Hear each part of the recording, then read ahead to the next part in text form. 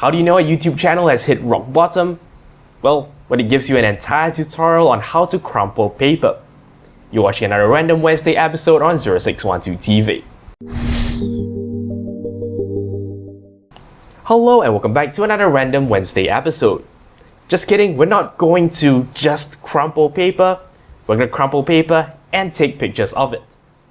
Today's video is basically sort of inspired by those backgrounds where, it just has that crumpled paper texture. What we're going to try and do is we're going to try and recreate this effect. In fact, if you've been watching my videos, over the past month, what you would probably have seen is, well, that is what I use for my presentation backgrounds. And that is in fact a picture I've taken and processed myself.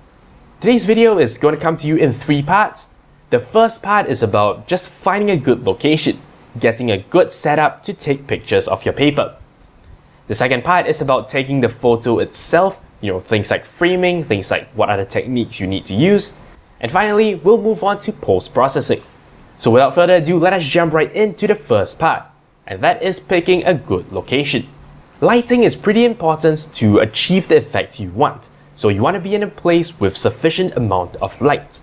The light should be directional, but more or less even. Now, this might be a little bit, contradictory sounding. The idea is we want shadows, but not too much of it. Because ultimately we are taking photos of creases in a piece of paper, the lack of shadows means that we basically wouldn't be seeing any creases at all, and you don't want that. At the same time, you want the lighting on the surface of the paper to be generally even.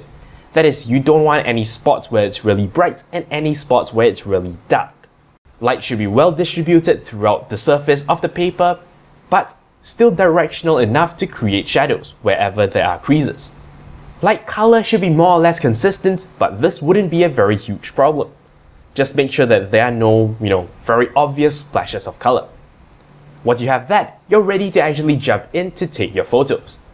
When you're taking your pictures, you want to be shooting from the top down. Basically, the idea of doing this is you want to minimize any perspective distortion that may come about. That means you shouldn't be actually shooting at an oblique angle. You should be, going as perpendicular to the paper as you possibly can. Try to get multiple different pictures at multiple different levels of crumpling. And how you can do this, of course, is, the easiest way is to start with just, your sheet of paper and just crumple it slightly. Take a few different pictures. You might even want to turn it around. This actually helps because the light stays at the same place, so the shadows end up being cast to a different place. And that can actually create pretty different results. So yeah, you can try turning the paper around relative to the light. You can try actually making the folds just, stronger folds so that they create more obvious ridges. When you're sure that's all you could do for that level of crumpling, you can try crumpling the paper more and then, going in for a second round of shooting. So yeah, remember what we're aiming for at this point is diversity in terms of the different types of creases that you're going to capture. Remember, you should try and get your perspective as right as possible, as well as the 2 big usual things that you have to get right in camera, and that is focus and exposure. These are things you cannot fix in post, so it is crucial that you get it right in camera. I don't think there is very much to say about focus, just get it in focus. And when it comes to exposure, be careful not to under or overexpose any part. If that is the stylistic effect you want to go for, we can do that in post later on. But for now, it's best we get something that, is easy to work with and can be pushed to any style we want later on. This can be quite hard to do by eye thanks to the fact that, you are shooting crumples on a paper, it's not easy to gauge. If your camera has a histogram, you should, of course, use it. Most DSLRs have it. If you're not using a DSLR, if you're using, say, a phone camera, just make sure that the place is well lit and there shouldn't be too much of a problem. So this allows us to move on to editing itself. Once you're happy with the pictures you've gotten, we can now move on to editing. Go ahead and scroll through the pictures you have, pick one you think you can work with, and open it in your image editor of choice. The first thing we want to do before doing anything else is to desaturate the picture. By removing any stray colors, it basically just prevents us from being distracted and gives us something very easy to work with. the next thing you want to do is to actually crop the image. Now, of course, you want to crop the image so that you can only see the texture, in case you've gotten other things in the shot. But another thing you achieve by cropping is to actually crop out areas where the lighting is not as even, not as nice. This tends to be the edges of the image, so yeah, you'll probably want to crop out a little bit more. What you should end up with at this point is just a nice screen of paper creases and nothing else. What you'll want to do now is to adjust the levels of the image. Basically, you want to create just enough contrast to work with. Of course, be mindful to not over or underexpose the image. Not at this point, we can do that later on. And don't be afraid to adjust the gamma. Once you're done actually, moving things to a state that is easy to work with, I would recommend at least okaying your changes. If not, just saving this image itself. The point of doing this is that we can easily go back to this version whenever we need to. Once we have this, we can finally move on to stylizing things the way we like. The first thing you'll probably want to do is to jump back into the Levels tool.